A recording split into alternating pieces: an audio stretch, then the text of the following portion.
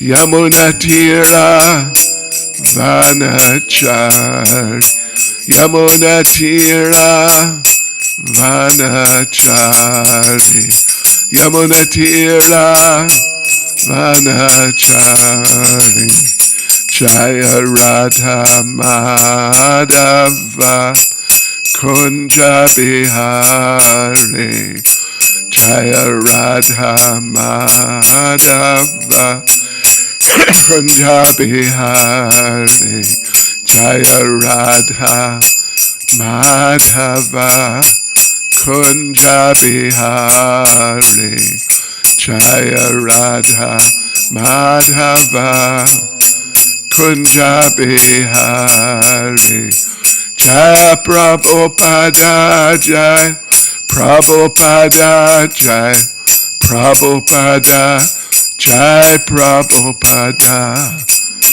Prabhupada, Prabhupada, Jaya Prabhupada, Jaya Prabhupada, Jai Prabhupada, Jai Prabhupada, Jaya Prabhupada, Prabhupada, Prabhupada, Prabhupada, Jaya Prabhupada. Jayam Vishnupad Paramahansa Parivrajakacharyas Tadasasisamad. His Divine Grace A.C. Bhaktivedanta Swami Srila Prabhupada Ki. ISKCON's founder Acharya Srila Prabhupada Ki. Sri Sri Radha Radhanath Ki. Sri Giri Govardhan Ki. Sri Caitanya Mahaprabhu Ki. Grantaraj Sri Caitanya Caritamrita Ki. Gaur Premanande. All glories to the assembled devotees. All glories to the assembled devotees. All glories to the assembled devotees. All glories to Sri Guru and Sri Gauranga. All glories to Srila Prabhupada.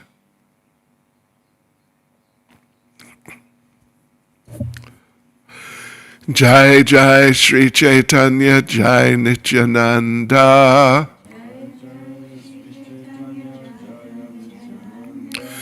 Jai Advaita Chandra Jai Gaura Bhakta Vrinda. Jai Jai Sri Caitanya Jai Nityananda. Jai Advaita Chandra Jai Gaura Bhakta Vrinda. Jai Jai Sri Caitanya Jai Nityananda. Jai Advaita Chandra Jai Gaura Bhakta Vrinda. Sri Caitanya Caritamrita Ki Jai. So devotees, we're continuing reading Sri Caitanya Caritamrita, Madhya Lila chapter 16, the Lord's attempt to go to Vrindavan. And we will begin by reading verse 187.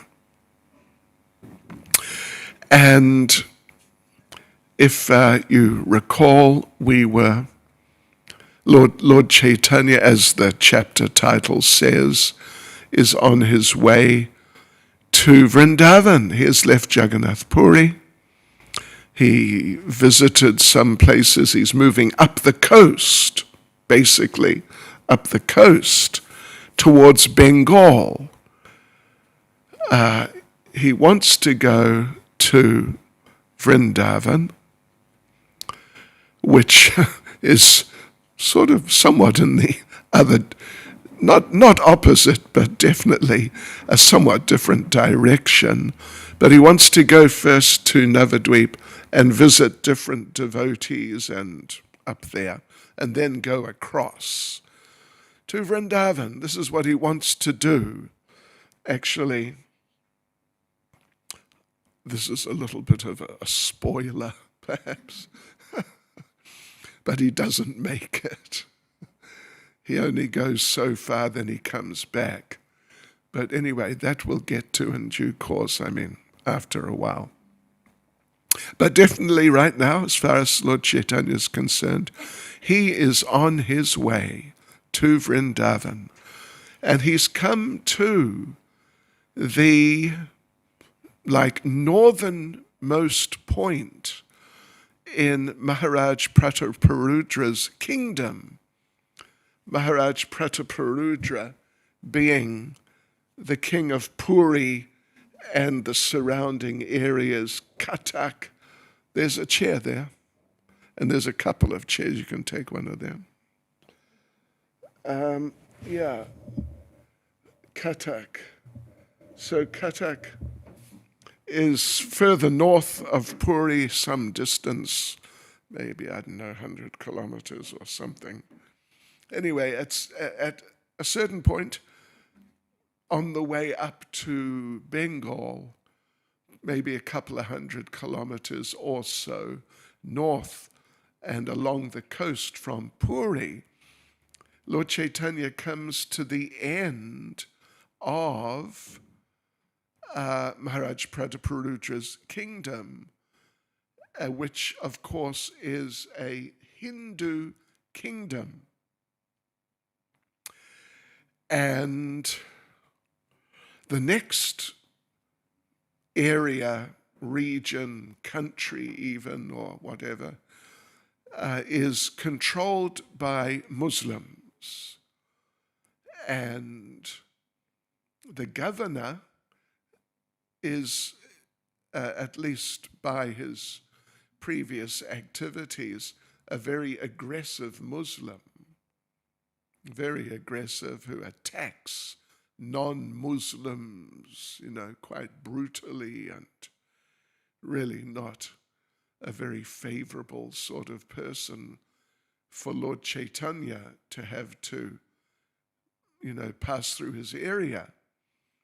So we read how this Muslim governor, despite being a real despot, when he heard about Lord Chaitanya, who is Lord Chaitanya, and what's happening with Lord Chaitanya as he's moving north and approaching his kingdom, as he heard about Lord Chaitanya, who is Lord Chaitanya, what is Lord Chaitanya,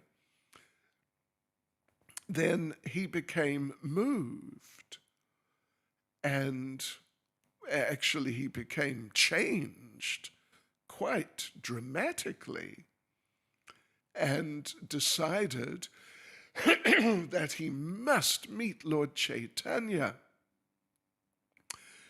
and offer his respects to Lord Chaitanya, which is something more or less impossible, but still it happened. So then an arrangement was made for him to come and meet Lord Chaitanya, right just on the border, but in Maharaj Prataparudra's area, but right on the border, which was a river.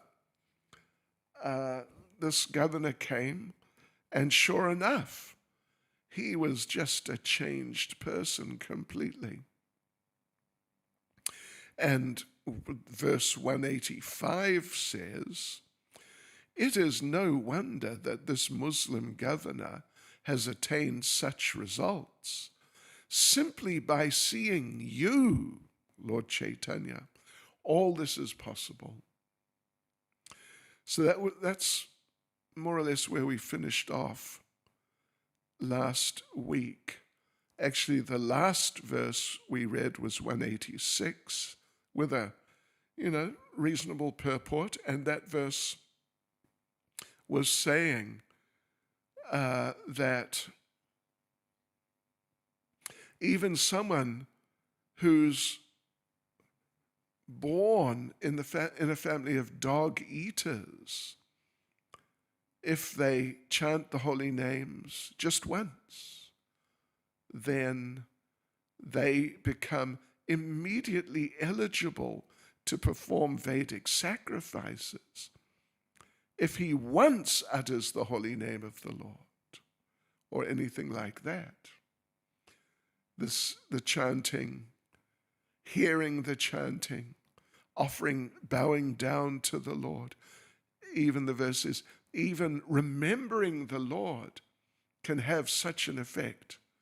Turn a person who, by family background and upbringing, their habits due to their previous situation, low habits, such a person, by just chanting the holy names once and maybe doing some of these other things, offer obeisances, etc., they become immediately eligible to perform Vedic sacrifices, which normally you need Brahminical initiation for. Not just initiation in a sort of ritualistic sense, but you actually need to become qualified in terms of your nature, your personality, who and what you are. You have to become actually qualified like that as a Brahmin. Then you can do those sacrifices. But in this case, just chant the holy names once, and you're qualified. And Prabhupada, we read the purport and talked a bit about it, how not so much now, although it still happens, but it was very prominent when, well, like I mentioned, we told the story of Srila Bhaktisiddhanta, if you remember, last week, taking his parikrama party into Vrindavan town, his Vrajmandal parikrama party. And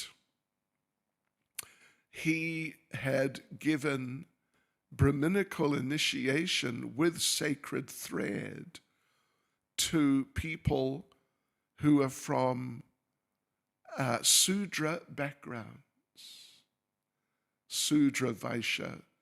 These, particularly Sudra, they traditionally, according to the caste system,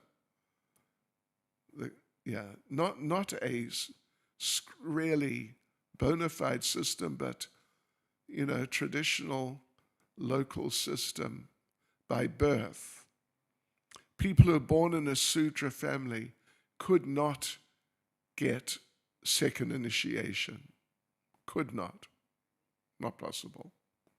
For the whole, no matter, even if they became the most knowledgeable, most pure and saintly personalities, but just because they're born as Sudra, they couldn't become Brahmins. So Srila Bhaktisiddhanta, he gave Brahminical initiation to numerous, hundreds, maybe more than hundreds, maybe thousands. He had, I don't know how many disciples, but it may have been more than 12,000, something like that. And a good number were from Sudra families.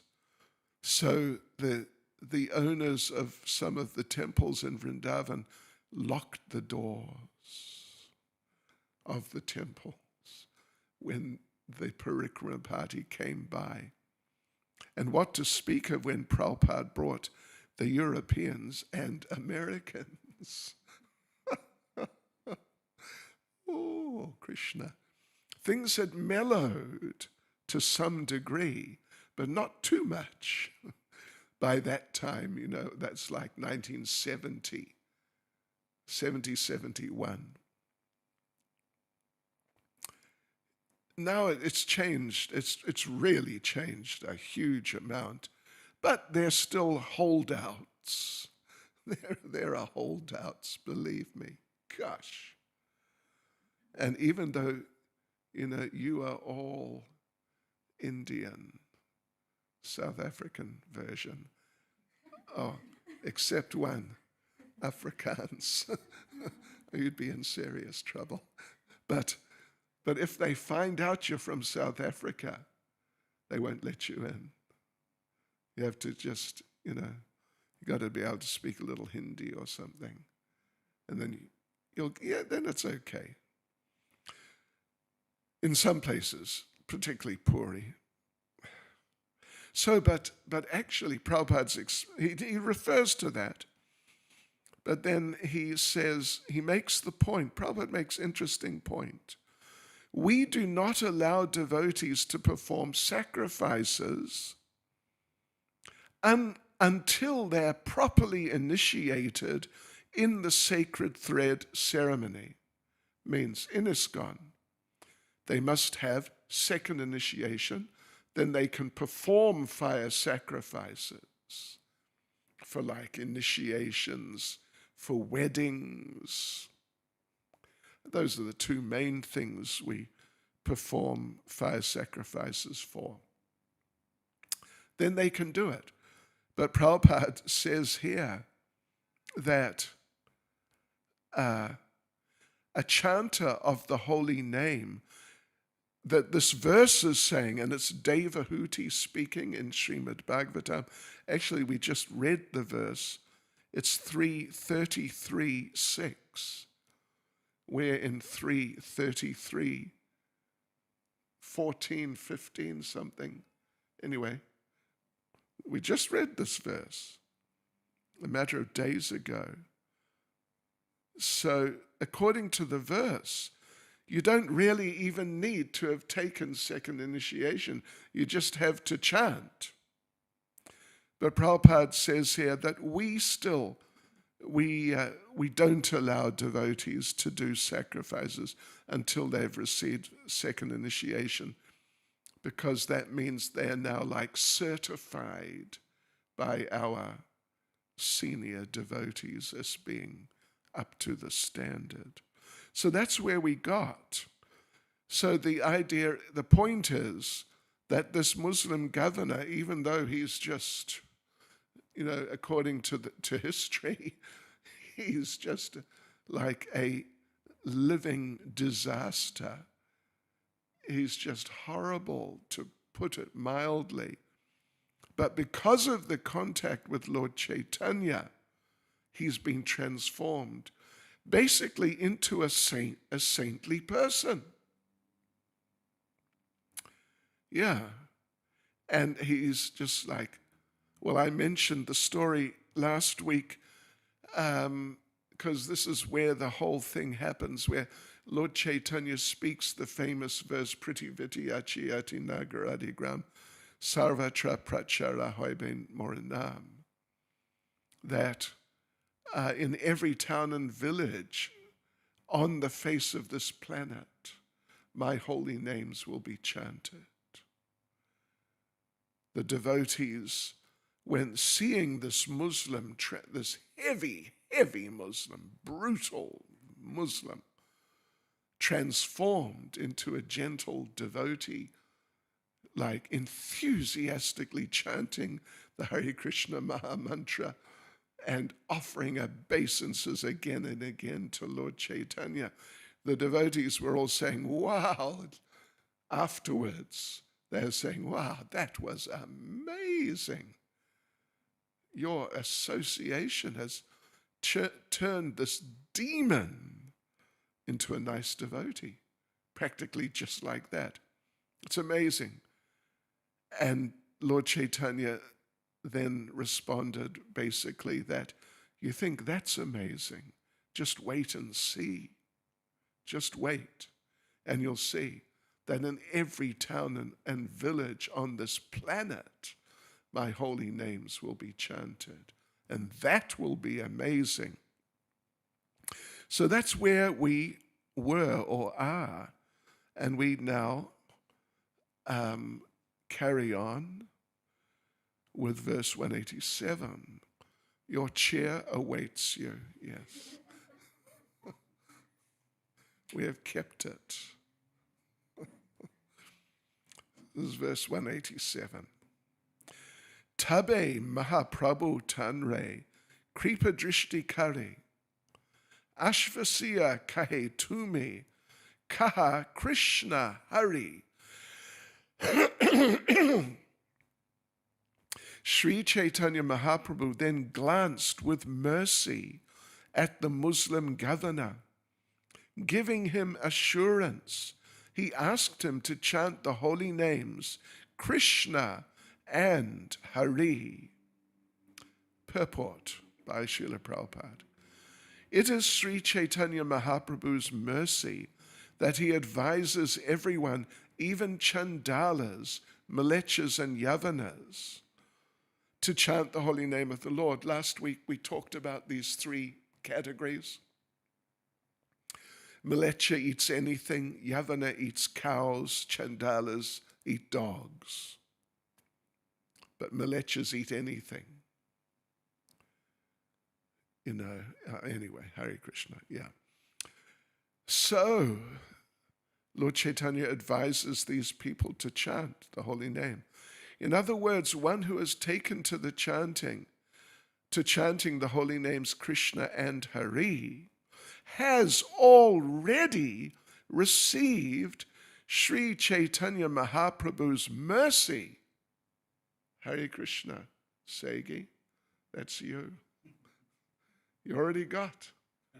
And all of you, you got the mercy of Lord Chaitanya. There is more to be got, but you already got some, like a very important dose of mercy.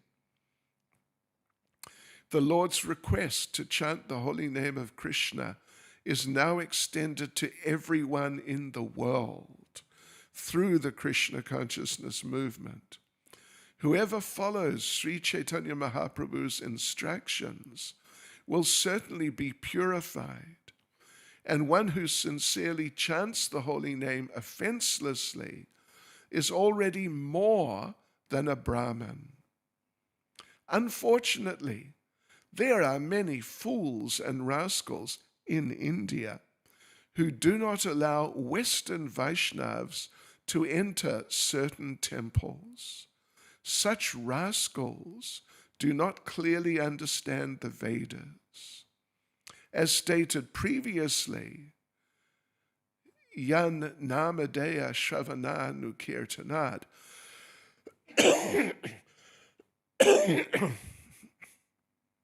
Savanaya Kalpate. That's the verse we just last read, the one about being born in a family of dog eaters, but being able to perform sacrifices. So Prabhupada himself, who was saying, I was reading in Giriraj Maharaj's book, I think a couple of weeks ago. You should read that book, sure, if you haven't done. Oh my Lord, it's amazing. But anyway, he was saying how when some of our Western, right back at that time, 70, 71 or thereabouts, maybe latest, I think 72, anyway, around that time, some of our devotees, Western, first went to Puri and tried to enter the temple and got stopped in no uncertain terms, really. So when Prabhupada heard that, then Prabhupada, not long after, just I think very shortly after, Prabhupada himself went to Puri for some program and was invited by the temple authorities to have like a special darshan in the temple, but Prabhupada refused. He wouldn't go because they wouldn't allow the Western devotees. Se kahe more yadi, kaila angikara, eka agya deha seva, kariye tumara. The Muslim governor then said, "Since you have so kindly accepted me, please give me some order so that I can render you some service." Eka agya. Deha. Eka, one. Agya, It means order, deha, give. Give me one order so I can do some service. Purport. If one is purified by following Sri Caitanya Mahaprabhu's orders, that is, by chanting the holy name of Krishna, one must certainly be eager to render service to the Lord. This is the test. When one engages enthusiastically in the Lord's service, it is to be understood that he is reaping the results of chanting the names of Krishna and Hari. Just see. And all of you, some of you, I tell you, I can't believe it, when I meander through the kitchen area, etc., and I see how you're doing service. Gee, it's amazing. So you're engaging enthusiastically in the Lord's service, and therefore we understand you are reaping the results of chanting the holy names. It's the natural, it's one of, but arguably the most important or noticeable like that, effects, results of chanting the holy names nicely is enthusiasm to serve. Because when we chant Hare Krishna, we are requesting. That's what we're saying. We're asking. We all know. That's what the mantra means. My dear Lord, my dear Srimati Radharani, please engage me in your service.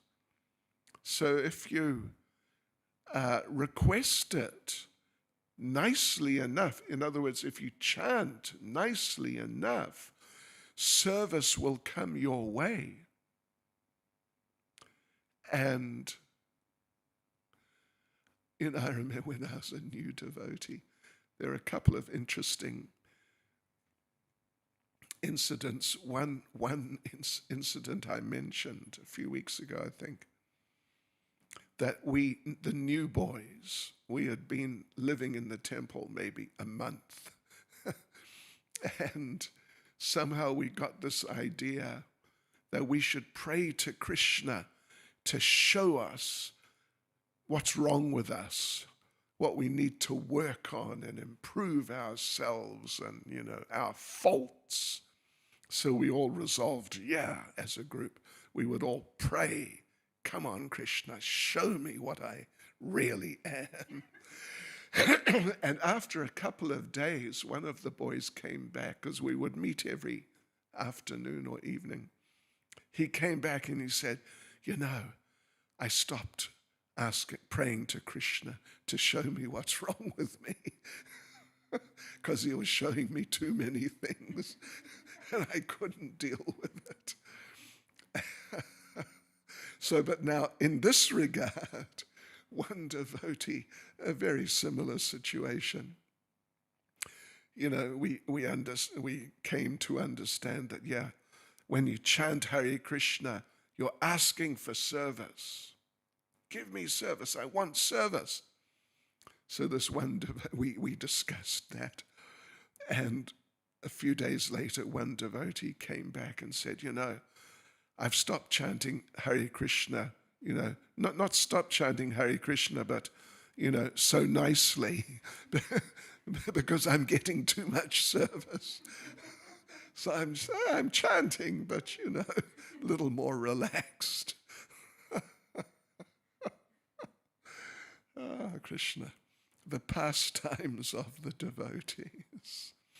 But still it's important. This is a very important point.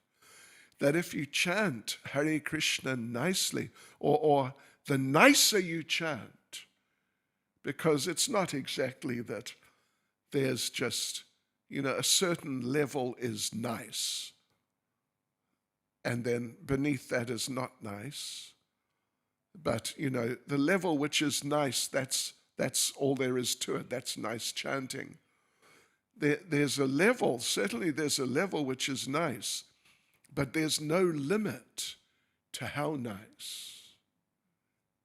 It can It can be nice, it can be very nice, it can be nicer, it can be nicest, it can be even nicer than nicest. So, like that, there's no limit to how nice, how attentive and careful, etc., our chanting can be. But the bottom line is, when your chanting is nice enough, up to some level of being nice, then you will just naturally feel enthusiasm to serve. And they won't be able to stop you. You'll always be around. Got some service, something I can do, can I help? And if they say, no, we got nothing for you to do, you'll find something to do or make something to do. Yeah, like that. 189.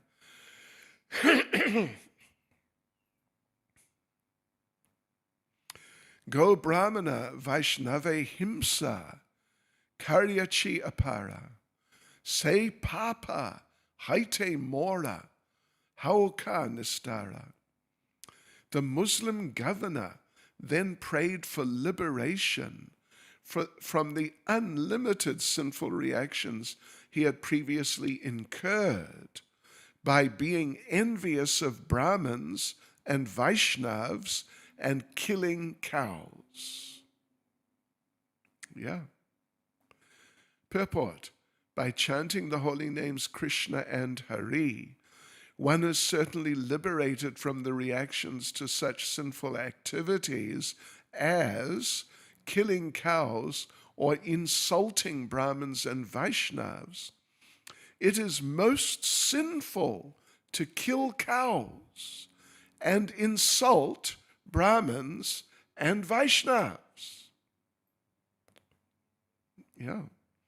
The karma incurred by such activity is very great. But one can immediately nullify all this karma by surrendering to Lord Krishna and chanting his holy name. Now, devotees, let me tell you something. I've been around this temple from before it existed, and, lived in this temple on and off for years. And every now and then I have heard how one of the residents, some resident, insults or something like that, another one of the residents. Something.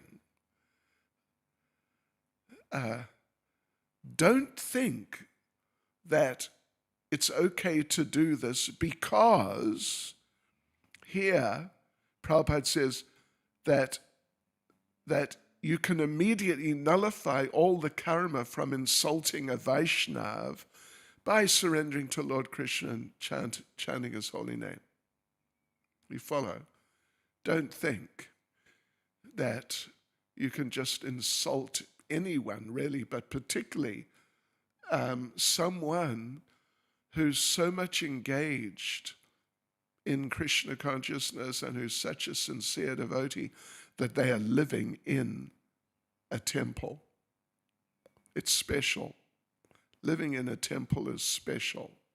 Devotees living in temples are special amongst devotees. Of course, we get great devotees, just wonderful devotees also, amongst those who are not living in the temples, like just here in Durban and surrounding areas. There's some really just wonderful devotees. But devotees who are living in a temple are special, even amongst, those other very nice devotees who are qualified in many ways. Devotees engaged full time in devotional service in Srila Prabhupada's temples are special. Therefore, actually what we should do in terms of interactions, what we should do is appreciate consciously, very consciously, be able to look at, devotee X. Actually, Swarup Damodar Prabhu, when on Tuesday we were in our doing medical things, and he told me how Madhavi, and I said, who? And then he said, Marie Fullian, that she's doing so nicely in the temple, better than he's ever seen her doing. He told me, seriously. And yeah, that sort of attitude and perspective is nice. Familiarity breeds contempt. This is part of material life. It's just, that's a famous saying just in day-to-day life. Familiarity breeds contempt. It's not, it's not a statement from Bhagavad Gita or Srimad Bhagavatam. It's just, people just know that. So within the temple, within any community, including within the temple, because there's still hangover from material life, to different degrees and different individuals. Some are more advanced, some are not as advanced, that's just normal to be expected. But everyone in the temple is a devotee. Everyone is a devotee. So we should, Prabhupada not exactly coined a saying, but he said how flies are attracted to dirty things, whereas honeybees are attracted to sweetness. And we should try and be like honeybee devotees. I had the experience, first time I went to India, 76, and India was really different from how it is today. My Lord. And we're in Mayapur, which, was very rural at that time. And you get a mosquito bite, special Mayapur mosquitoes,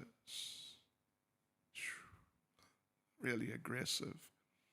You get a mosquito bite, inevitably, generally, it would swell into a little blister, which would then pop, and you'd have this little, just small, like, what would you say, 3 millimeters across, little circular sore left. And the flies would come. And, sometimes a fly or something like that, these little creatures, you swat it away and it comes back quickly. I don't know if you've had that experience. These flies, you swat them away, they'd be back just like that. Just like that. And if you, pardon me putting it this way, if you really wanted, you could watch them. A little scab would form over that little sore, and you could watch the fly eat the scab in front of your eyes. The scab would be gone in a few seconds. Well, 5 or 10 seconds.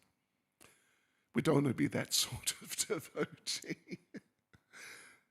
That when there's some whatever, that we jump on it and become attached to it, some negativity, but rather we should glorify the devotees, appreciate first, and then we can glorify in real ways, sincerely. Yeah. So it's something to bear in mind. And because also somewhere in Caitanya Caritamrita, I forget exactly where, but there, yes indeed. The story of Ramachandra Puri. You're familiar with that story? Ramachandra Puri. He took it upon himself to criticize devotees. In his mind, he thought he was helping them by pointing out things they needed to improve on, but actually he was just criticizing.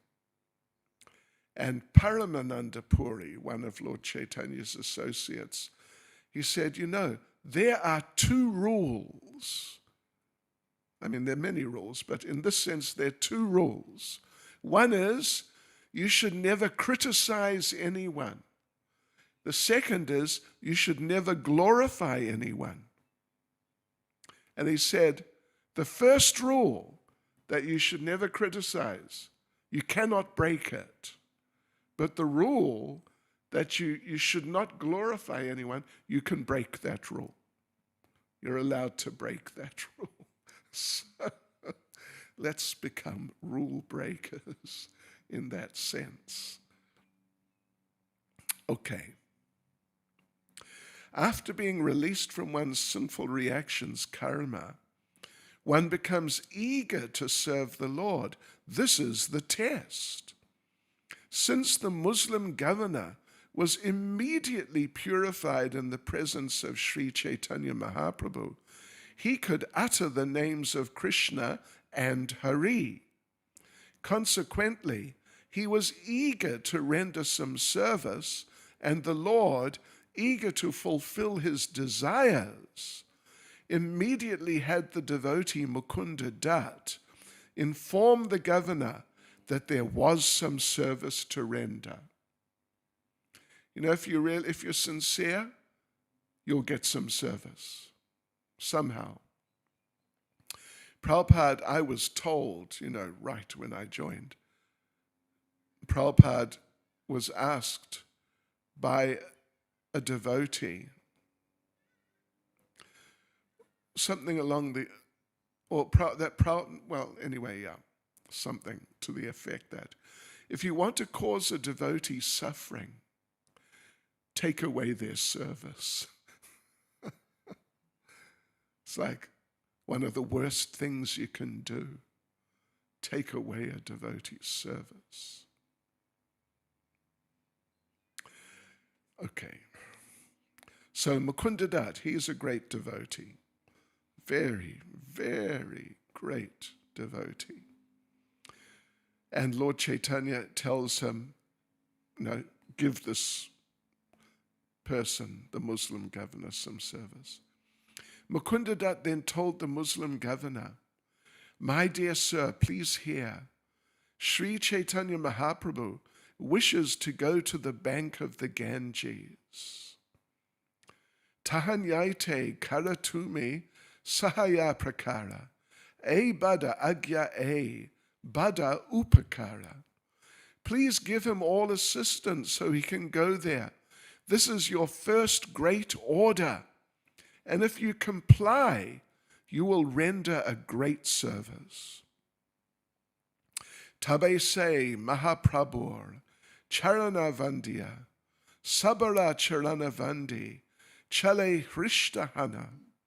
After this, the Muslim governor offered prayers to the lotus feet of Sri Caitanya Mahaprabhu, as well as to the lotus feet of all his devotees.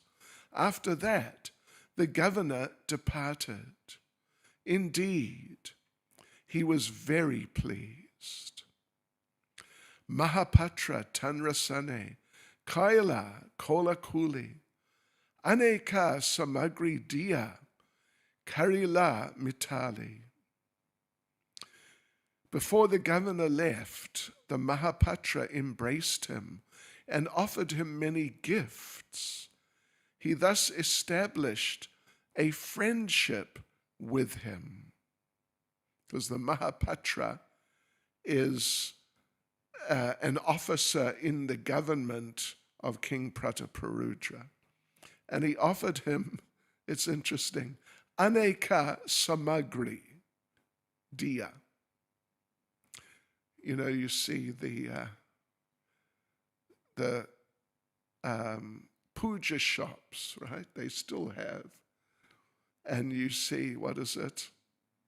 Something samagri, right? Havan samagri, yes. Samagri means items. Aneka, various. Anek, ache, not ache. Unache. Various. Samagri, items. Diya, giving as gifts. 194. Pratakale se bahu, nauka sajana, prabhu ke anite dila, vishvasa patana. The next morning, the governor sent his secretary with many nicely decorated boats to bring Sri Caitanya Mahaprabhu to the other side of the river.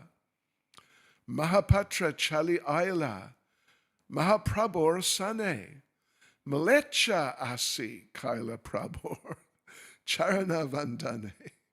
Malecha, the governor. The governor, he was called Yavana, now he's called Malecha.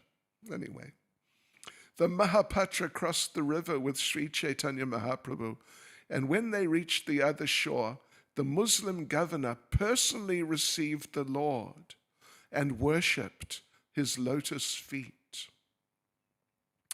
Ekanavi naukatara madhye gara, swagane chadaila prabhu tahara upara. One of the boats had been newly constructed, and it had a room in the middle. It was on this boat that they put Sri Caitanya Mahaprabhu and his associates.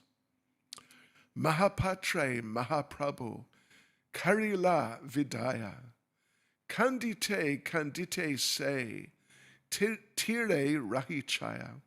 Finally, Sri Caitanya Mahaprabhu bade farewell to the Mahapatra.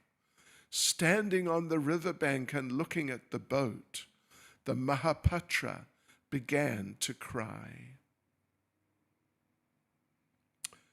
Let's see. Okay, we'll read a couple more verses. Jaladasyo baise yavana chalila, dasha nauka baribaho, sanya sange nila. The Muslim governor then personally accompanied Sri Caitanya Mahaprabhu. Because of pirates, the governor took 10 boats full of many soldiers. Jala Dasya. Jala Dasyu. Jala meaning water, Dasya meaning criminals, really. Water criminals, pirates. Mantreshwara dushtanade parakara ila, Pichalda paryanta se, Yavana aila. The Muslim governor accompanied Sri Caitanya Mahaprabhu past Mantreshwara. This place was very dangerous due to pirates. He took the Lord to a place named Pichalda, which was near Mantreshwara. Purport. The very wide mouth of the Ganges, near present-day Diamond Harbour, was called Mantreshwara. Through the Ganges, the boat entered the Rupanarayan River and reached the village of Pichalda. Pichalda and Mantreshwara are located very close together. After passing Mantreshwara, the Muslim governor accompanied the Lord as far as Pichalda. So you understand where we are. where from your side, where the Ganges starts entering the Bay of Bengal, just south of current-day Calcutta.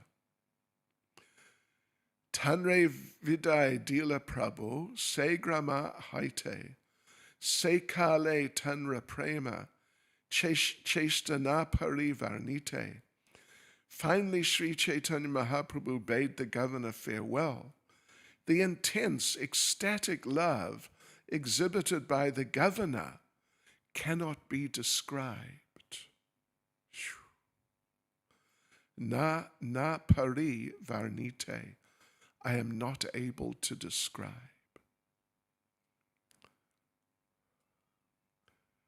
Okay. Purport. Sri Caitanya Mahaprabhu bade farewell to the Muslim governor at Pichaldar.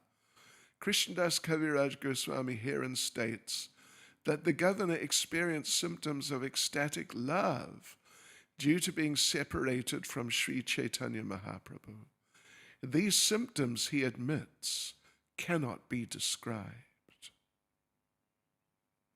And this is the last verse we'll read. Alokika lila kare Sri Krishna Chaitanya Ye iha shune tanra janma deha danya. Lord Sri Caitanya Mahaprabhu's pastimes are all uncommon. Whoever listens to his activities becomes glorious, and his life becomes perfect. And her life too. And his life. And her life. Yes, it's a fact. It's just a generic use of masculine gender. Hare Krishna.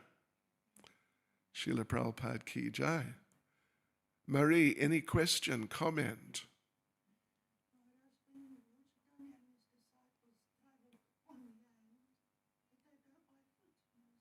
Yes, always. Foot, walking. Hare Krishna, devotees. Srila Prabhupada Ki Jai.